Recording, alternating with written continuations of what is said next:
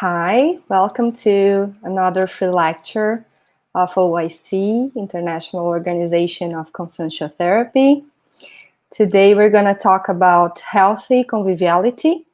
So I hope you enjoy and feel free to send some questions if you want.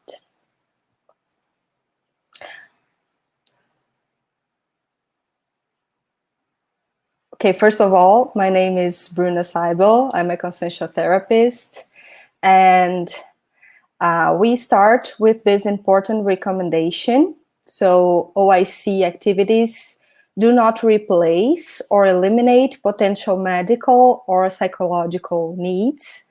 So we recommend you, if necessary, to seek a qualified health professionals for the specific attendances accredited by official boards, and OIC does not indicate nominatively any specialist.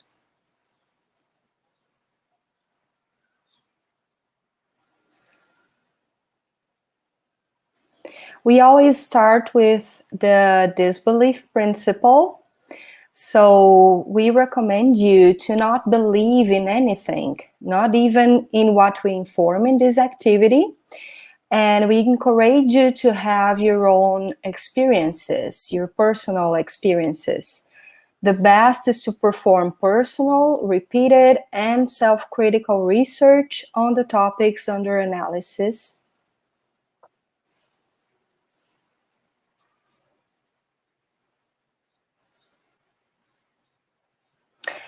So consciential therapy is a specialty of the conscientiology. Conscientiology is a science that studies the evolution of consciousness. And the consciential therapy is a therapeutic approach under the focus of the consciential paradigm. So this paradigm is based on some aspects, and we are bringing here. The first of all is the multidimensionality, which means we are constantly in multiple dimensions, not only the physical dimension, what we can see, but the extra-physical dimensions as well. And we are constantly interacting by exchanging energy. So the bioenergetic is a reality for us. The bioenergetic means that everything, not even people, but things, objects, ambience, contexts, are made by bioenergy. And these interactions, it will be very important for our lecture today. These exchanges of energies is constant. The other idea is that we have multiple vehicles. That means multiple bodies, not only the physical body, but we have also an energetical body, the energosoma, a psychosomatic body, the body of feelings is the psychosoma, and a mental body, the body of ideas, the mental soma. Also, we are in multiple existences. This means that we don't have only this life, this existence, but multiple existences. That's why we call multi-existentiality. So the idea is the consciousness is evolving through time, through lives, not only intraphysical lives, but also extraphysical lives that we call intermission period. And the last aspect is the cosmoethic. The cosmoethics is a wider ethic, a cosmic ethic that is the the idea, the intentionality that is ruling the whole cosmos. Next. So today we're going to talk about the conviviality and the healthy conviviality. And this aspect is important because we are constantly in multidimensional interactions. So we are interacting with multiple consciential principles all the time. And the quality of these interactions is very connected with the quality of our interassistance, because we know that the interassistance is the evolution engine. So we don't evolve if we are not assisting in group. And the conviviality, the healthy conviviality, is the opportunity to do this interassistance in a qualified way. So healthy conviviality is an evolutionary opportunity.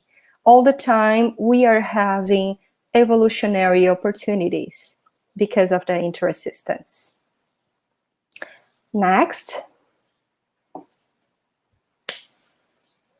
So here is a scheme to illustrate these interactions.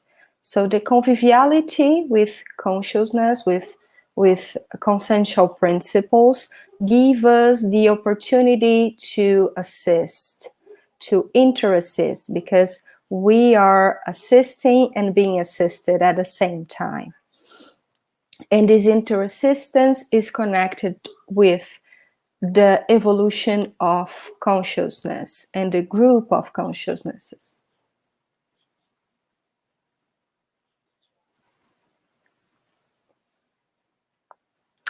And here we are bringing some evolutionology principles. So in conscientiology, we have some principles of for this science.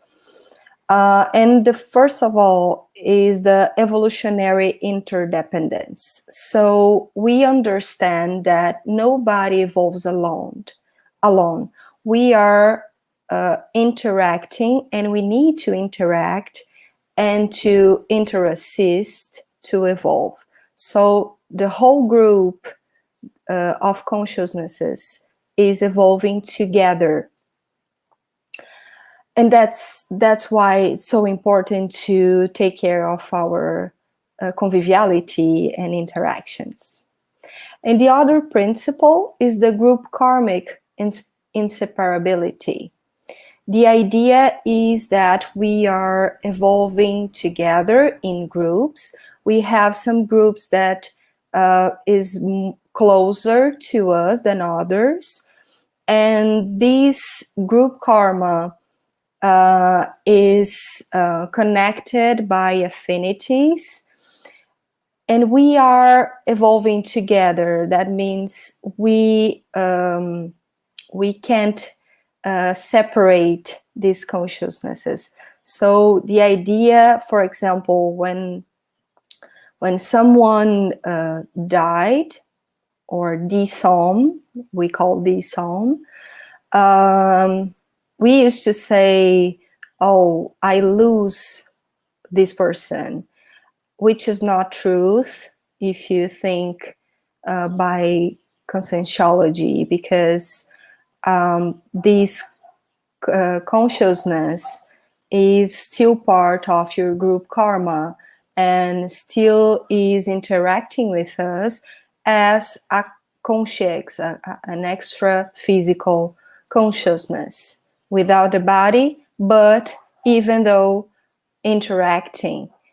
And this is very important to be aware. We are interacting with intraphysical consciousness and also with extraphysical consciousness.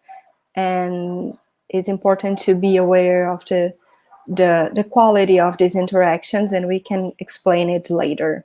So according to evolutionology, we are always, all the time, coexisting with millions of consensual principles. And this is very complex if we analyze it. The quality of these interactions, these relations we are dealing with.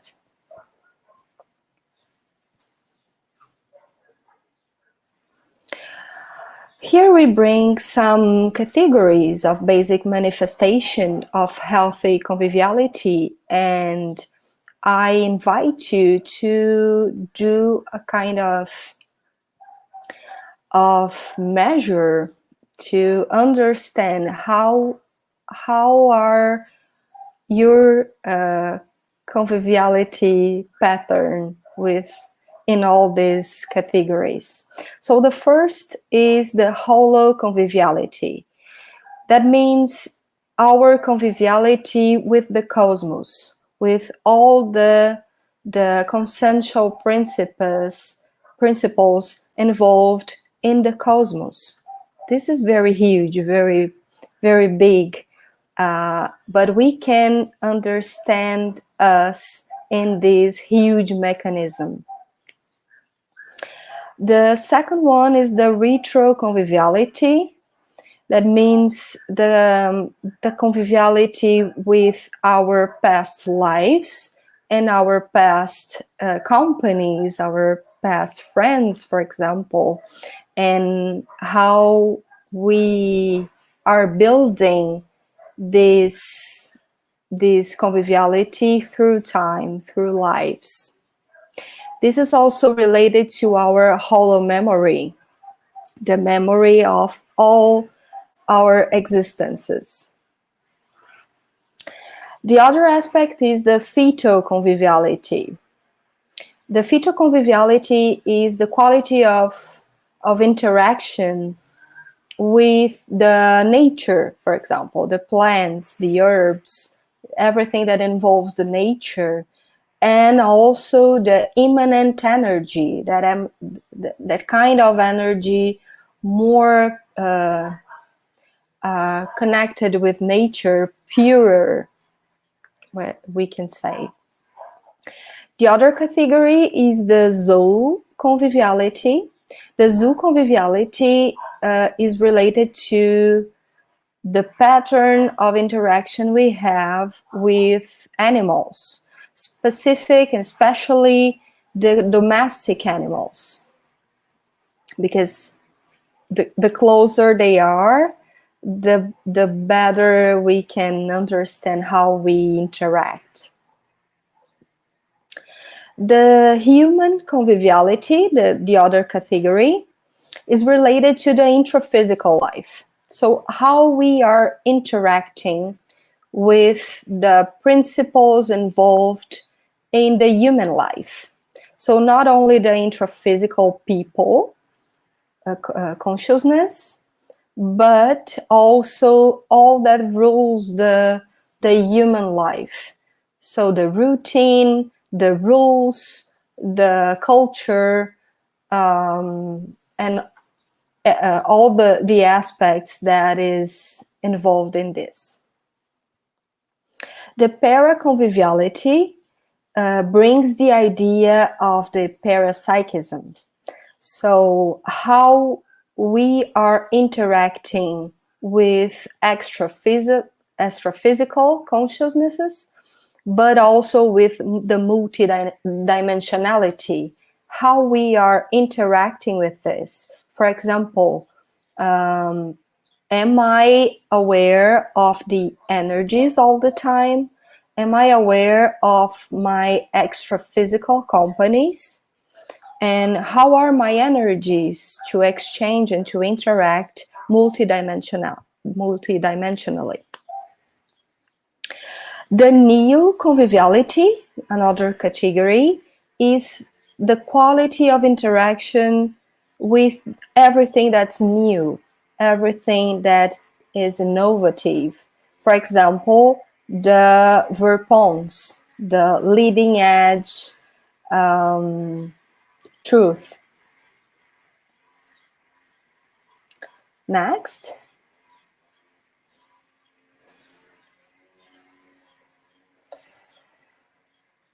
So the salutary conviviality is an idea in this entry, and it means the idea is the evolutionary condition of the conscient man or woman to interact through the use of their own or other people's strong traits and homeostatic energetic exchanges, priming for the respect for consciousness, cosmoethicity, and existentiality in coexistence, seeking the best for all. This means that we, to have a salutary conviviality, we need to be aware not only about our own strong traits, but also the other people's strong traits, to have this strong trait view of others, and to establish with it homeostatic energetic exchanges. So the idea is to qualify these exchanges. These exchanges are happening all the time, even if we are not aware of it. We are exchanging energies with other people, with the ambience, and it's important to be conscious of this, because we can qualify these exchanges. For example, if we are aware of these exchanges, we can be better assistant. And also respecting the specificities of each consciousness. So his patterns, his functioning, and we can improve our empathy and how to assist it. This is also cosmetic, because we'll be more assertive.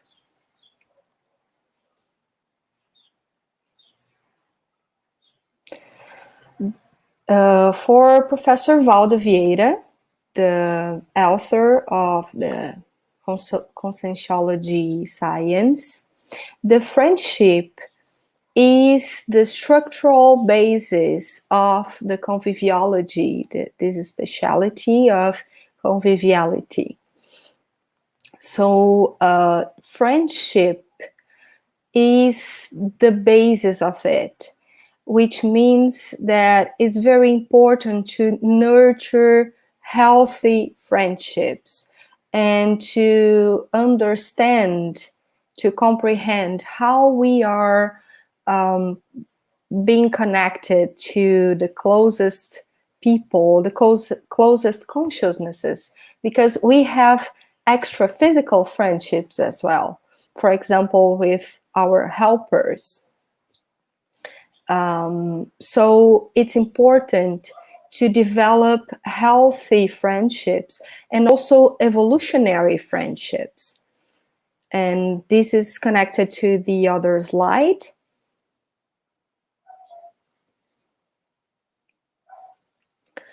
So we can understand the quality of our friendships by measuring this pattern, the pattern of our affinities, of our interactions with our closest friendships. And what is interesting here is that we have a bunch of information about ourselves based on the pattern of our friendships. So Professor Valdo Vieira brings this idea that we can have two different groups. Yeah, we can be in two different groups of friendship. We can be an ordinary pre-Serenissimus conscience, which means that the donor profile friendships predominate, more contributions from others to you, I still needy person. What does it mean? That if we are nurturing friendships that are a more donor profile, that means that we are still a needy person. So we need his energy. We need to receive from these people that are close to us. And this brings the idea that we are not much mature that we can be, because other people are still contributing more than us. And the more mature idea is to be a self-lucid epicon-conscient, which means that we have a receiver profile friendship predominating. So we are contributing more than others. We are a less needy person. We can assist better. So this is a paradox, yeah, because we are growing as a consciousness, as much assistant we can be, more receiver profile friendship we have.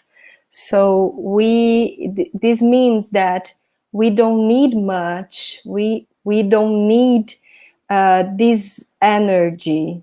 Of course, we are interacting, we are exchanging energies, but we are not a needy person.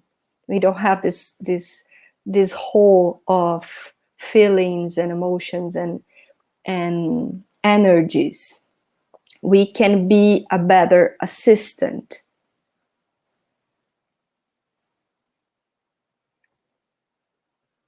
And this is also important to understand the quality of our companies. So how are we choosing our companies?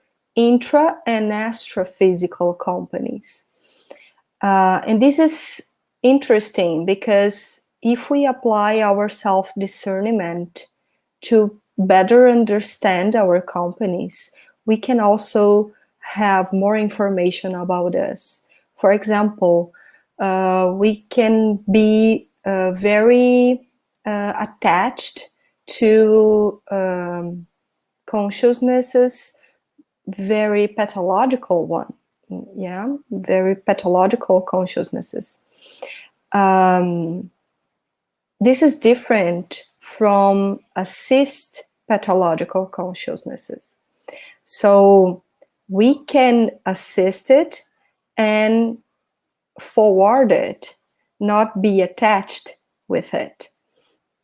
This need of being attached with a consciousnesses, intra or extra physical one, can be related to a kind of needy, our needy.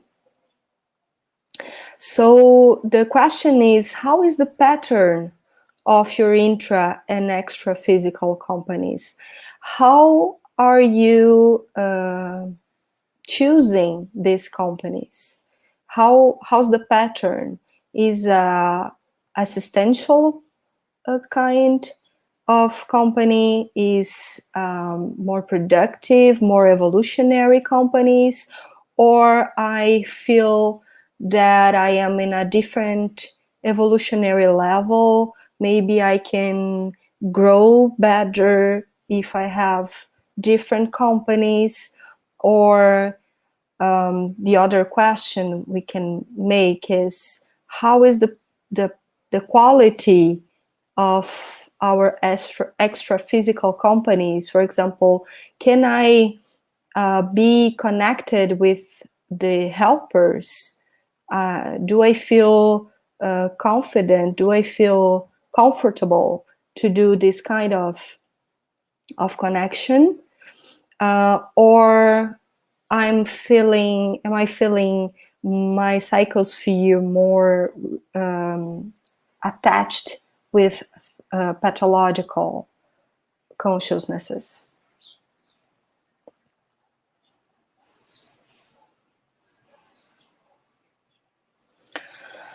So about affinities, as a rule, the consciousnesses approach each other multidimensionality by affinities. So we are close to each other by affinities, especially energetic affinities in the multidimensionality. When we resume, we have this opportunity to approximate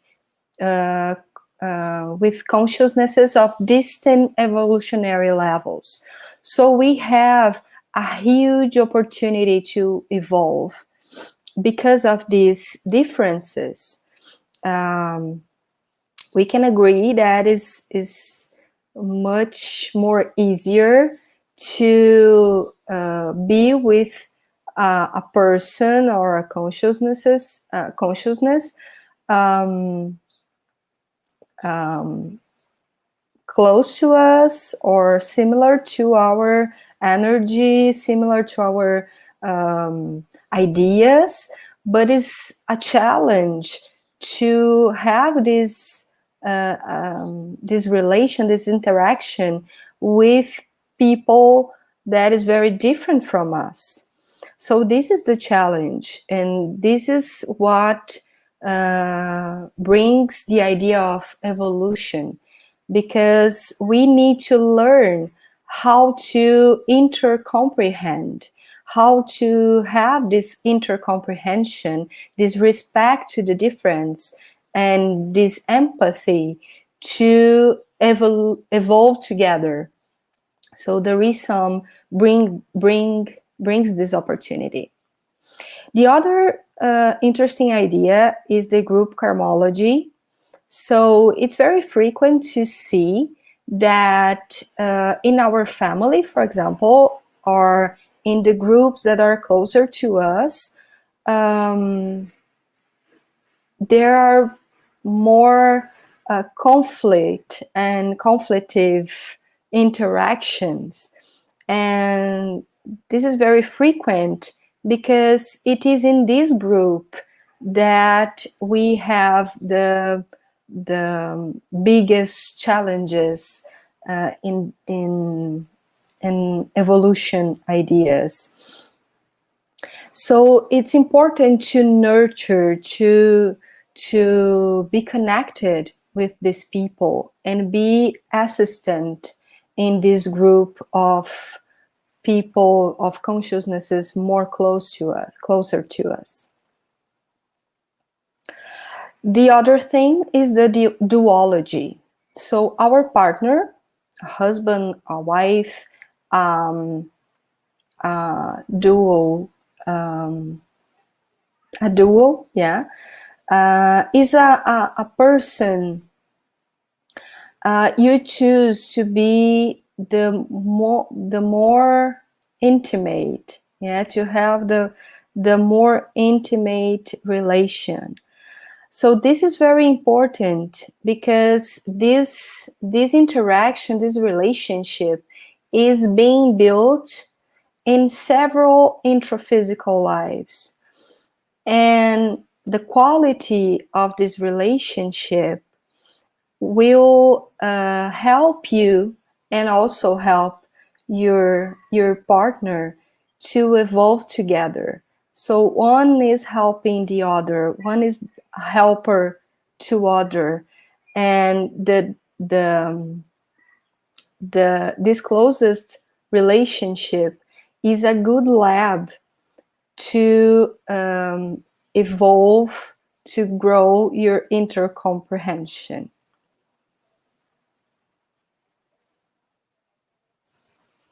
The next.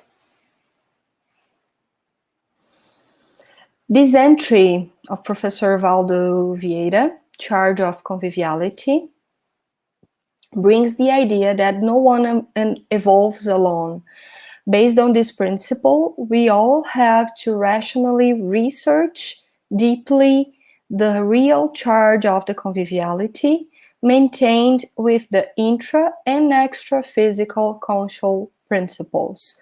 So this is a kind of an invitation of Professor Valdo to ourselves be the researchers and also the consciential lab to better understand how is our conviviality pattern and how we can improve it to be a better assistant.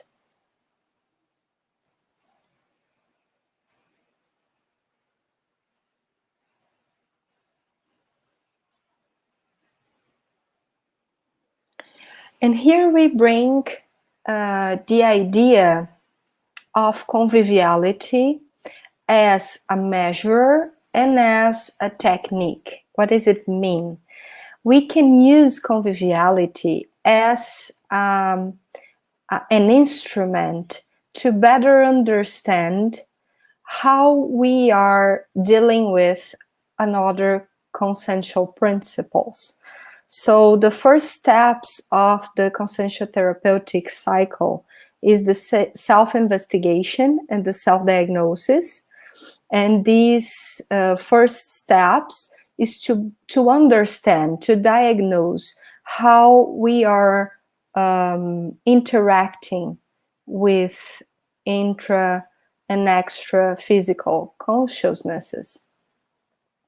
And based on this measurement, we can have a bunch of information. So we can understand, for example, if we are an open person or a more close person in terms of exchange of energies. We can understand how is our communication, how we are dealing with people with the listening them, talking to them, and helping them.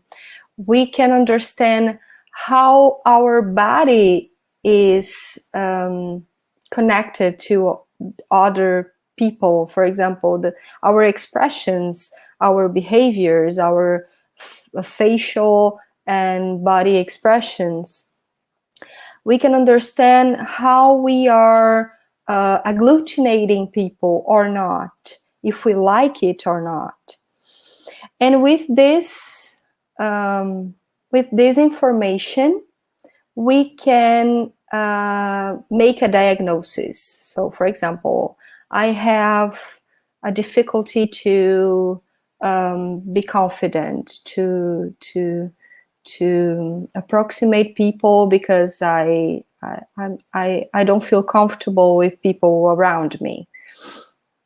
So we can go to the next steps. Why am I interacting in this pattern? And after this, we can confrontate it. So the self-confrontation and the self-overcoming are the next steps of this consciential therapeutic cycle. And we can also use the conviviality to confront and to overcome this aspect. So I understand that I don't like to interact. I'm a shy person. I like to be alone more than with other people. So I will use the conviviality as a technique. I will force myself, I will be in contexts that I need to exchange, that I need to interact. And this will be a technique to learn how to deal with people, for example. So that's why we can talk that conviviality is a measure to better understand how we are and how we are dealing with consciential principles, and also a technique to confront it. So this technique, conviviality, will help me to recycle some trait some behavior will help me to overcome it. Let me see, there's a question here. Consciences approach each other multidimensionality by affinities. Intraphysical life is an opportunity to coexist with consciousness of different evolutionary levels, with the objective of interassistantiality. How to concile these two realities? Could you comment? Yeah, actually, we approach each other by affinities. So multidimensionality, when we disarm, for example, we tend to be in a group of consciousnesses that are have these affinities. And when we resume, we tend to look for these affinities. It's easier for us. It's better for us. And even these affinities can create some that we call rare friendships. So this is very evolutive to have these affinities. But we also have some other interactions that are not so fluid. And this is also important for us as a consciousness, because with these more conflictive interactions, we have different opportunities of growth, of evolve. So it's very different. You can see, yeah, when you interact with a consciousness that has this affinity, it tends to be fluid. It tends to be very natural. And when you have, for example, a conflictive interaction with a family person, for example, it's very important not to decline it, not to be distant, but to nurture, to put intention and energy in this involvement to qualify this interaction. So for next lives, you have a different connection with this consciousness. And also it's an opportunity to recompose some conflicts from other lives, from previous lives. So this conflict is probably a result of conflicts from different previous lives. And this is an opportunity to recompose it. So if you are aware of it, if you are a helper consciousness, you can see this interaction as an opportunity and not as a limit, for example. I'm not sure if I was clear, but let me know. Okay? So here are some questions that can help you to self-investigation regarding to holosoma, for example. Yeah, the group of somas we have. The first one is about your physical soma. So what your body, your facial, and your vocal expression tells others. How is your communication? How is your facial expressions when you interact? How are your facial expressions when you interact with people? Is a kind facial expression, or is more serious, more uncomfortable? How people are reading you in your body expressions. The energy exchange. How are the quality of this energy exchange? Do you feel energized when you are interacting, or do you feel drained, for example, in some interaction? And this is very interesting because it changes a lot of according to different people, different contexts you can feel energized in one group and drained in another group, in another interaction. So this is also an information for you. You can tell a lot about yourself by knowing these exchanges. Are you an agglutinating person or a spreading conscience?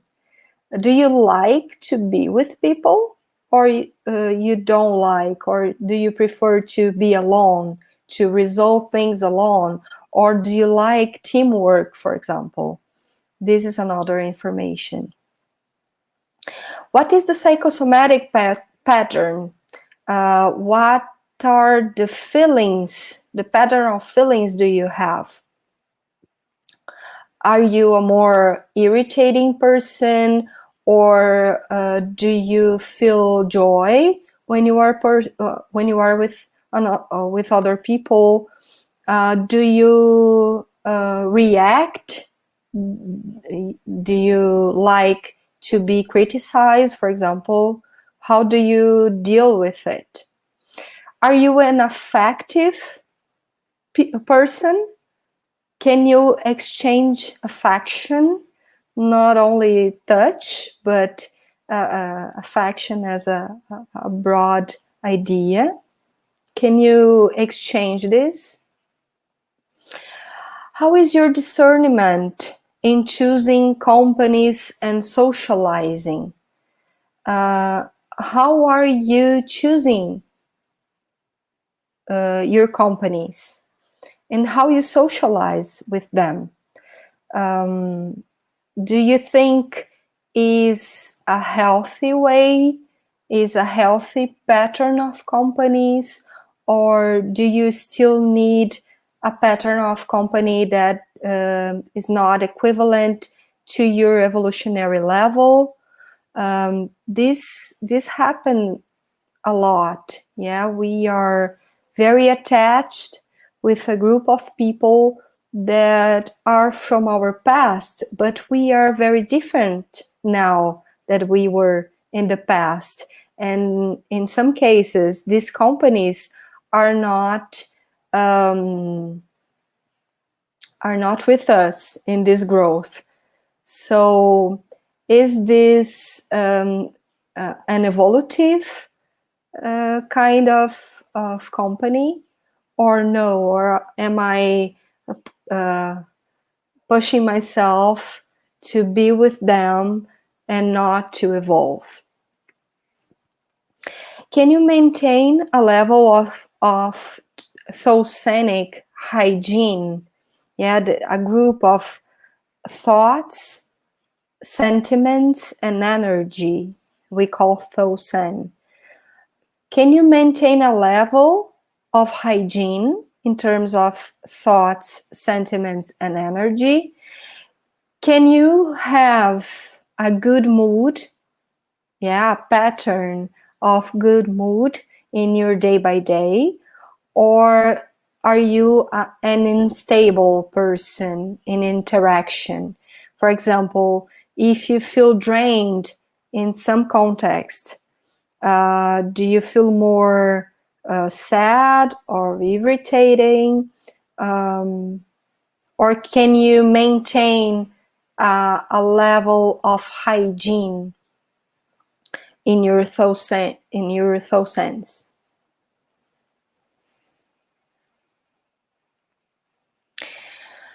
Regarding to different contexts and socialization groups, this is related to what we were talking about, for example, the family group karma.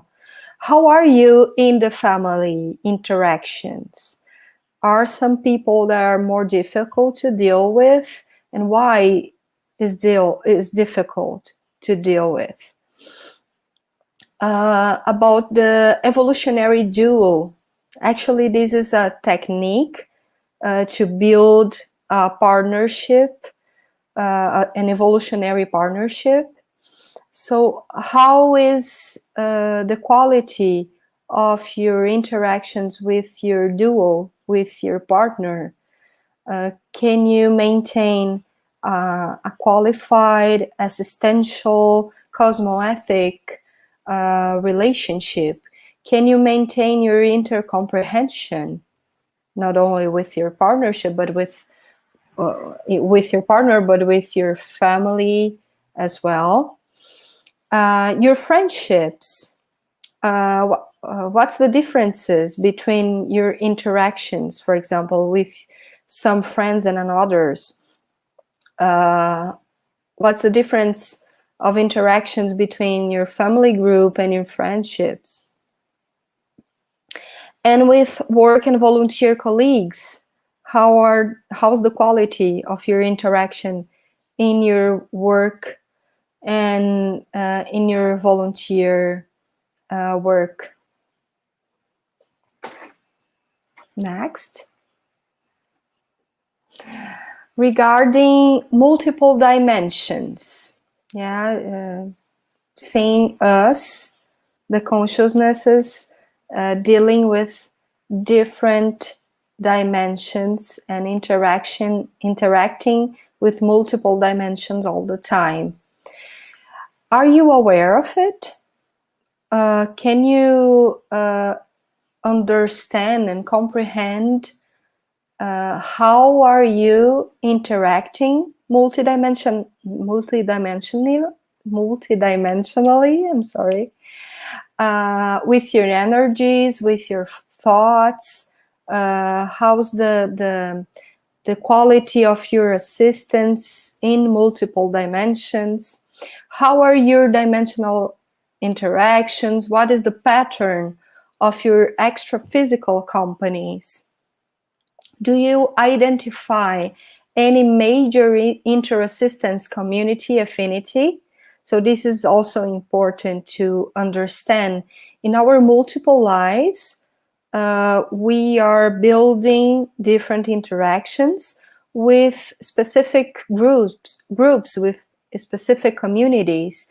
And these communities is very related to our capacity of interassistance. So how we are assisting these communities nowadays, and how's the quality of your interaction with the helpers? Are you nurturing a good connection with your helpers? Because this can qualify your interassistance as well. So this connection is very important.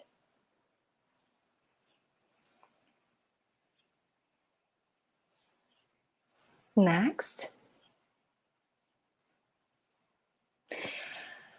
And last, regarding to the cosmoethics. The cosmoethics is very related to our intentionality.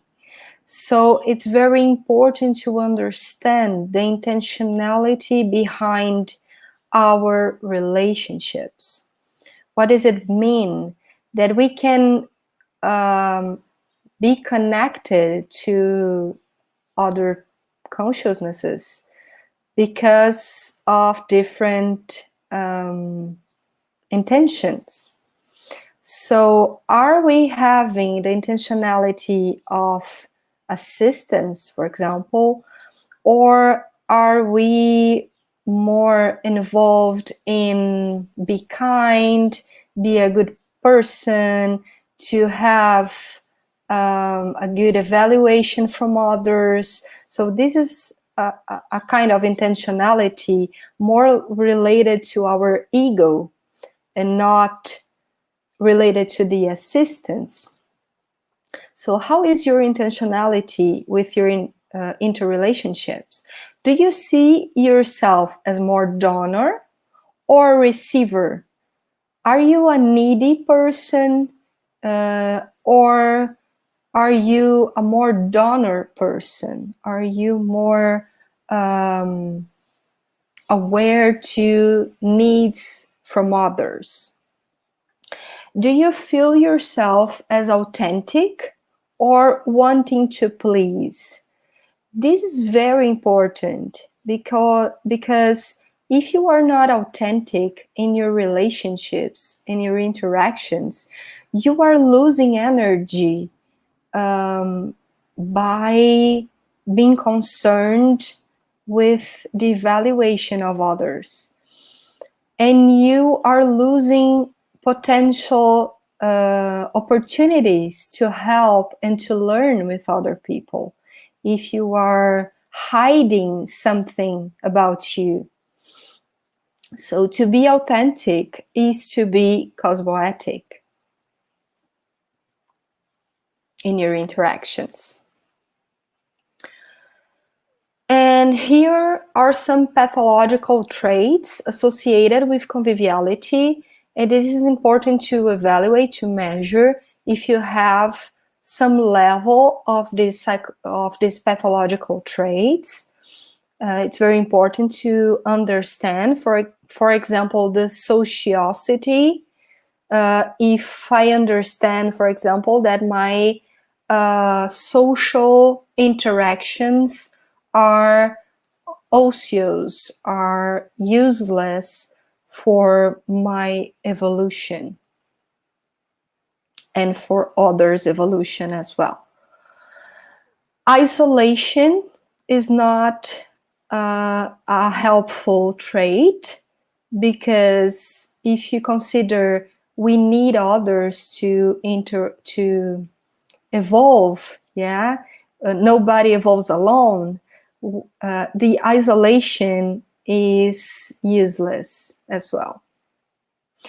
The group karmic evitations. So, for example, what I was telling about some conflictive interactions in the family, to avoid it is to lose opportunities of assistance and interactions.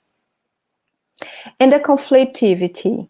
The conflictivity is a kind of reaction that more distance you to others than agglutinate.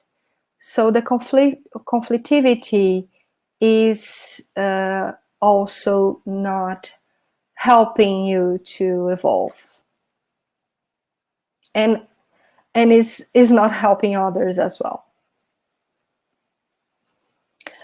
So how are the optimizing traits of healthy conviviality? The empathy, the cosmoethics agglutination, the good mood, to maintain a good mood. Of course, there are some situations that are more challenging for us, but the pattern of a good mood is very important. To be connected with others and understand the needs of others, related to empathy as well. The intercomprehension.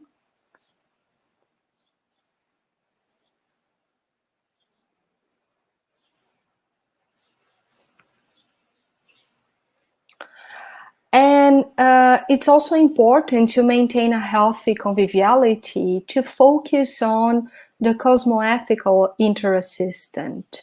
So understand the limit of others. This is related to empathy and intercomprehension as well. So when I want to assist, when I am aware of it, I need to be also aware of the limit of this assistance, because we are different from others, and each one has its own rhythm of evolution and functioning. So it's important to understand it. It's also important to understand, to make and to apply a no return assistance, to not ask back anything, to give your assistance, not thinking in retribution. and also the binomial admiration and disagreement.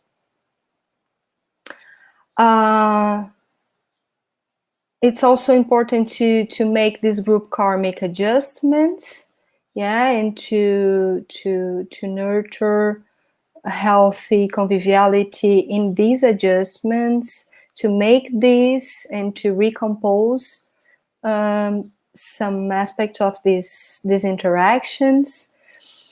The avoidance of group karmic interpresions. So if we are putting energy in be resolutive in these more conflictive interactions, for example, we are avoiding interpresence and nurturing evolving friendships. This is important also to expand and to evolve our maxi fraternity, and the conscientiogram has a part of evaluation connected to it.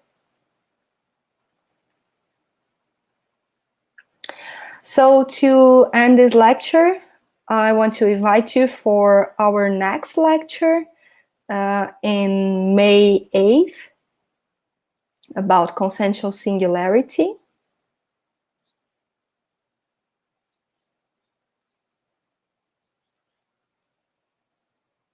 The next one. We also have self-conscientiotherapy consultation. Is an online consultation, so it depends. It's not depending on where you are. We can help you with the self-conscientiotherapy consultation if you want.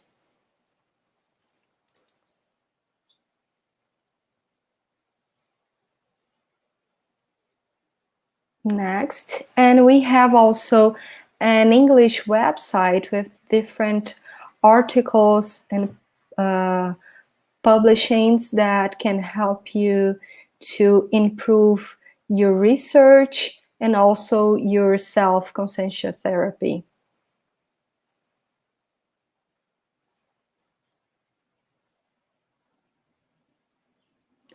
So here are our website and some social media, and I want to thank you for your attention, and feel free to ask us and to assess us in these social medias and the website. So thank you for your attention.